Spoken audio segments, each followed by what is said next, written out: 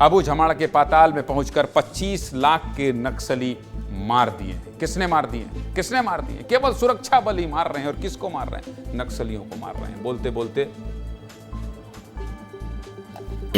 गला सूख रहा है, इसलिए बीच बीच में चाय पीता हूं। मार्च 2026, बार बार कह रहा हूं, मार्च 2026, मार्च 2026। केंद्रीय गृह मंत्री अमित शाह ने नक्सलियों के खात्मे की डेडलाइन तय कर दी है। लगभग 50 बार इस लाइन को मैंने पढ़ा है।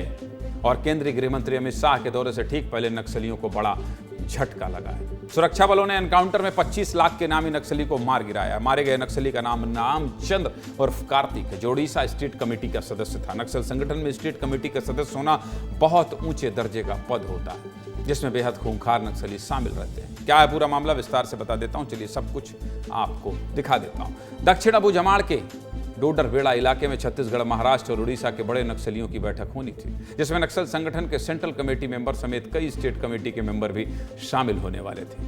बस इसी बात की जानकारी पुलिस को लग गई, जिसके बाद जवानों ने एक बहुत बड़ा ऑपरेशन लॉन्च कर दिया, जिसमें नारायणपुर, दंतेवाड़ा, जगदलपुर, कोंडागांव जिले की डीआरजी टीम सर्च ऑपरेशन के लिए निकली। इन 4 जिलों के डीआरजी के साथ एसटीएफ और सीआरपीएफ की टीमें भी थी, जिसमें करीब 1500 से ज्यादा जवान शामिल थे।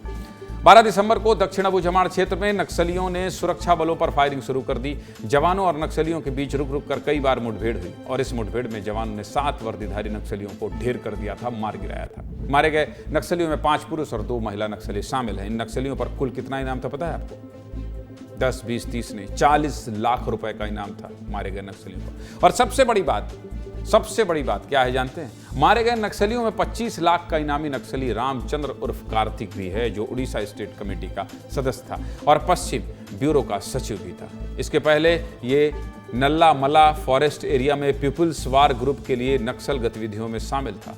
रामचंद्र उर्फ कार्तिक ने इंजीनियरिंग की पढ़ाई की थी। सोचिए, इंजीनियरिंग की पढ़ाई करके क्या कर रहे हैं? जंगल में लड़ाई कर रहे हैं और अपने सातिर दिमाग के जरिए नक्सलियों को टेक्निकल सपोर्ट देता था। साथ ही नक्सलियों के लिए सोशल इंजीनियरिंग का काम करता था। आदिवासियों को बहला फुसलाकर डरा धमकाकर ये नक्सली संगठन में शामिल कराता था।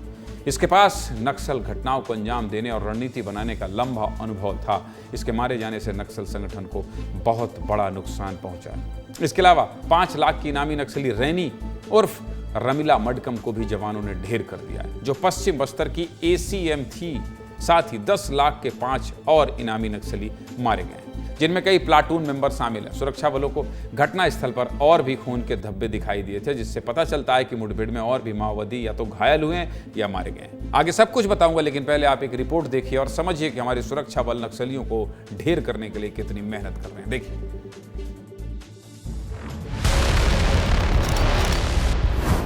2026 मार्च तक पूर्णतया नक्सल समस्या से मुक्त कर पाए। पाताल में भी छुप जाए, जिसके हाथ में हथियार है इसको न्यूट्रलाइज किया जाए। इलाका से 7 माओवादियों का डेड बॉडी रिकवर किए गए थे। वर्ष 2024 में कुल 217 माओवादियों का डेड बॉडी अभी तक बस्तर संभाग के अंदर रिकवर किए गए थे। माओवादियों के पास अभी एक ही विकल्प उपलब्ध है, हिंसा त्याग करके शासन की आत्मसमर्पण पुनर्वास पॉलिसी का लाभ उठाकर हथियार छोड़कर सरेंडर करें।